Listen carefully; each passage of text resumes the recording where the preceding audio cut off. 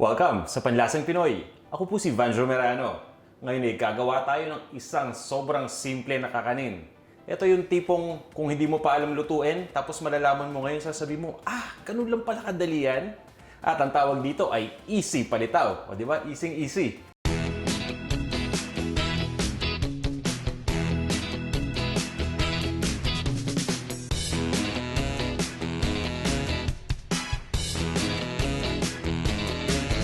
Ito yung mga ingredients na gagamitin natin para dito sa ating easy palitaw recipe. Glutinous rice flour, tubig, ito naman yung shredded coconut o kinayod na nyog, asukal, at kailangan din natin dito ng toasted sesame seeds.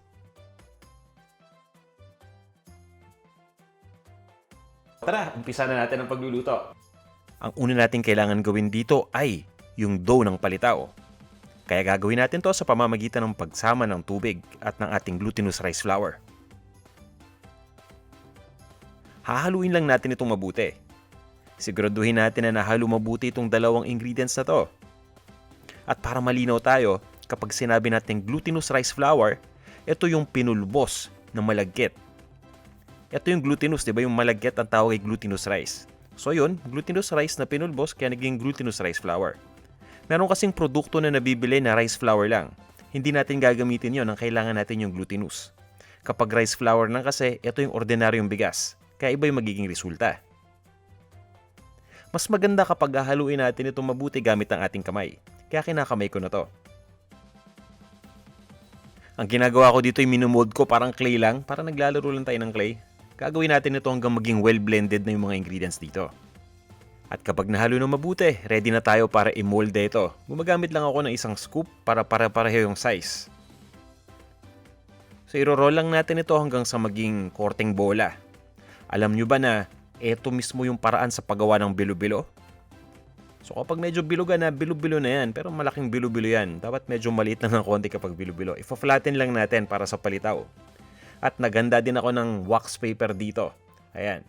So itong wax paper para hindi masyadong maging madikit. Gagawin lang natin yung same step sa lahat. At ready na tayo. Ngayon magpapakulo lang tayo ng tubig. At kapag kumulo na, isa-isa na nating ilagay dito itong ating na molde na dough para maging palitaw. Ang kagandahan dito, napakabilis lang nitong lutuin. So maglalagay lang tayo dito ng dough sa kumukulong tubig. Pabayaan lang natin itong maluto. At malalaman natin na luto na to kapag lumutang na to ng tuluyan. Pero ngayon, pagsamahin muna natin yung asukal at yung ating toasted sesame seeds. Nilagay ko lang sa medyo malaking lalagyan yung asukal at ito na yung ating toasted sesame seeds. Haluin lang natin itong mabuti. Ayan, at kapag nahalo na nating mabuti, ready na to. Balikan na natin yung ating palitaw.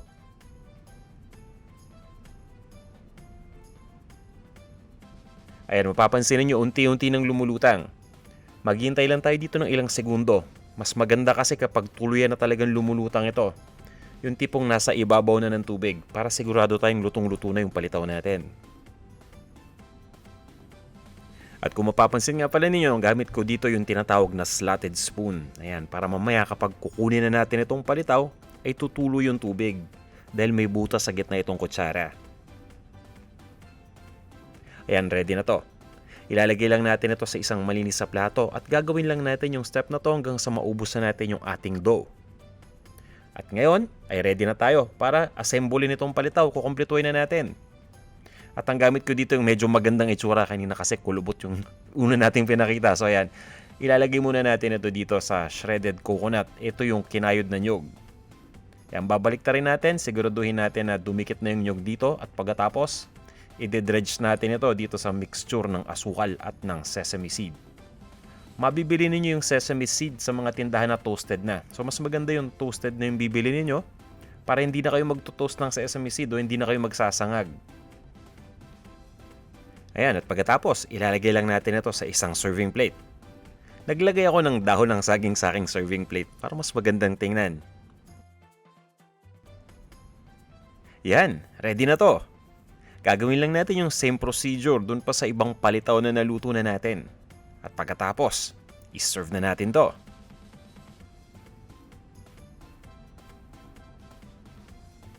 Eto na ang ating Easy.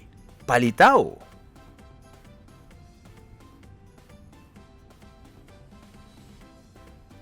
Bago ko kainin tong palitaw, ayan, magkukwento muna ako sa inyo. Alam nyo kasi kahit simple lang itong palitaw, nakahalin tulad ko to sa buhay. Sa sarili ko. Para siya kasing buhay na minsan lumulubog, no?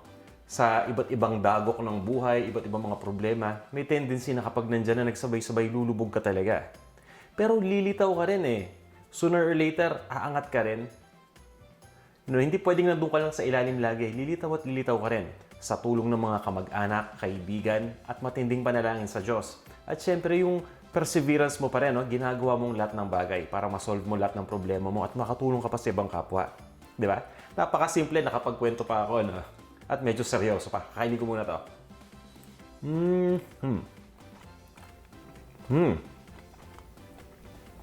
Tama-tama. Ang kaganda mo dito, excuse me, ubusin ko muna. Medyo makunat kasi, kaya ayun, kinain ko muna para sigurado. Baka mabulunan pa ako eh. Pero, yun nga, gusto kong sabihin kanina, itong palitaw, saktong-sakto to. Napakamura. Abot kaya, budget friendly. At isa pang kagandahan dito, kapag gutom na gutom ka na at naghahanap ka ng merienda, nako, sakto. Isang peraso lang nito. Solve ka na. Ang bigat sa tiyan. Di ba? Kaya, sana'y may natutunan na naman kayong bago ngayong araw na to. Pwedeng-pwede ninyo itong lutuin sa inyong mga bahay, lalo na yung mga ngayon pala nag-umpisa magluto. Ito, isa sa mga pinakamadaling recipe na may re-recommenda ko sa inyo. At guys, kung meron kayong mga suggestions, comments, o recommendation para ikabubuti pa ng ating video, sabihin nyo lang sa akin, mag-comment lang kayo o mag-message lang kayo sa akin. I-add nyo ako sa Instagram at Panlasang Pinoy. At sa inyo ng mga hindi pa nagsasubscribe, lalo na yung mga ngayon pa lang nanonood ng ating video. Again, ako po si Vanjo Merano at sana'y mag-subscribe kayo dito sa Panlasang Pinoy. Nandito lang yung subscribe button sa ilalim ng ating video. At marami rin tayong mga videos dito, iba't ibang mga recipe, mga Filipino recipes na tsak na magugustuhan ninyo. Mag-browse lang kayo dito sa ating channel. O paano, maraming salamat ulit sa walang sawa ninyong panonood at magkita-kita tayo sa ating susunod na video. Hanggang sa muli.